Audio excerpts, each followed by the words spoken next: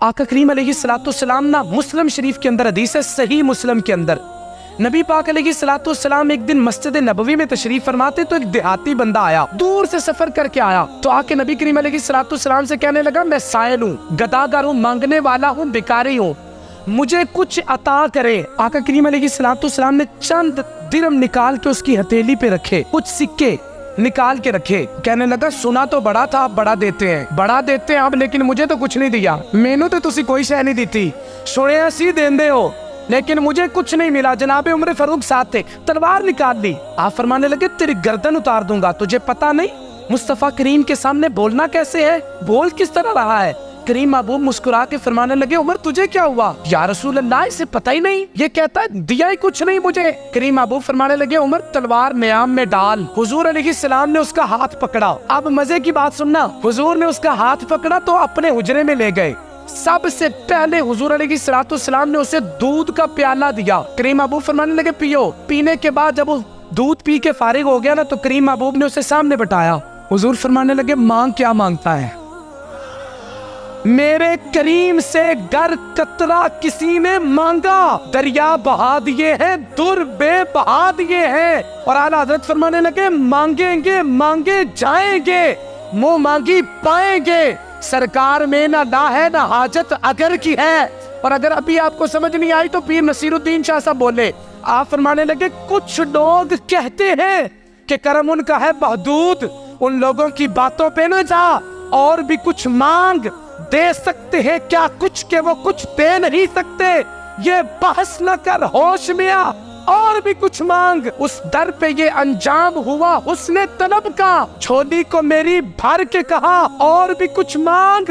تو پیر صاحب آخر پہ فرمانے لگے جھولی ہی میری تنگ تھی، میں کیا مانگتا ان سے، لیکن وہ تو کہتے رہے مانگ ذرا اور بھی کچھ مانگ، حضور کہتے رہے تم مانگو تو صحیح۔ کریم محبوب نے اسے سامنے بٹھا لیا، حضور فرمانے لگے بتا کیا چاہتا ہے تو، مانگ نہ ذرا، سوال کر، پھر دیکھ میں تجھے دیتا ہوں کہ نہیں دیتا۔ کہنے لگا یا رسول اللہ کچھ قرضہ ہے میرے اوپر، وہ اتارنا ہے، پیسے چاہیے۔ اب دیکھو حضور نے امت کے ساتھ پیار کتنا کیا، کتنا پیار۔ میں آخر پہ اس حدیث کا لب لباب بھی آپ کے سامنے رکھوں گا تاکہ بات ترتیب سے چلتی رہے۔ حضور نے کتنا خیال کیا۔ آقا کریم علیہ السلام اندر تشریف لے گئے، ایک تھیلی بھری، سکوں کی تھیلی بھری حضور علیہ السلام نے لا کے اسے دیے۔ کریم محبوب فرمانے لگے اب بتا یہ بڑے ہیں یا اور دے دوں؟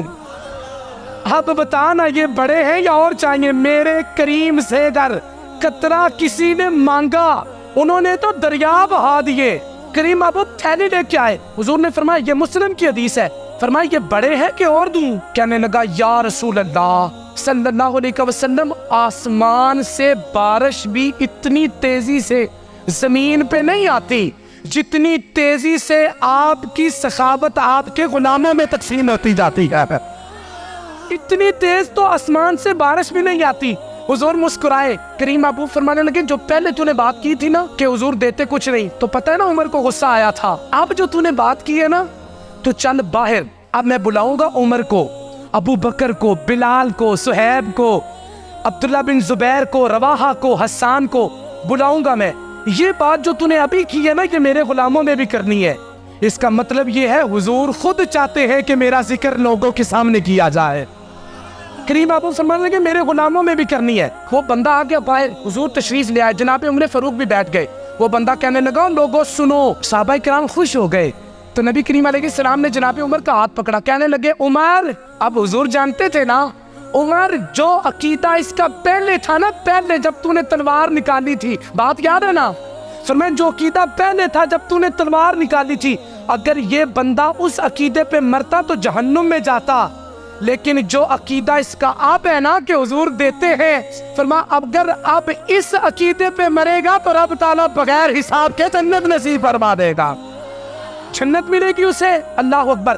پھر کریم محبوب مسکرائے، اعلیٰ حضرت فرمانے لگے جس کی تسکی سے روتے ہوئے ہنس پڑے اس تبسم کی عادت پہ لاکھوں سلام۔ اور اعلیٰ حضرت فرمانے لگے جن کے گچھے سے لچھے جڑے نور کے، ان ستاروں کی نزہت پہ لاکھوں سلام۔ حضور مسکرائے تو کریم محبوب علیہ السلام نے ایک مثال دی، حضور فرمانے لگے عمر جس طرح اونٹ کے مالک کو پتا ہے نا اونٹ کے مالک کو پتا ہے کہ اونٹ کو کس طرح رکھنا ہے. جس بندے کی بحث ہو نا تو وہ کہتا ہے کہ میں جناب شادی سے جلدی واپس جاؤں گا. کیوں جی؟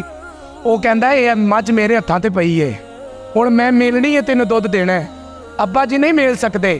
حضور فرمانے لگے عمر جس طرح جانور کے اونٹ کے مالک کو پتا ہوتا ہے نا کہ میں نے اونٹ کس طرح رکھنا ہے، اسی طرح یہ امت میری ہے اور مجھے پتا ہے میں نے امت کو کس طرح سنبھالنا ہے.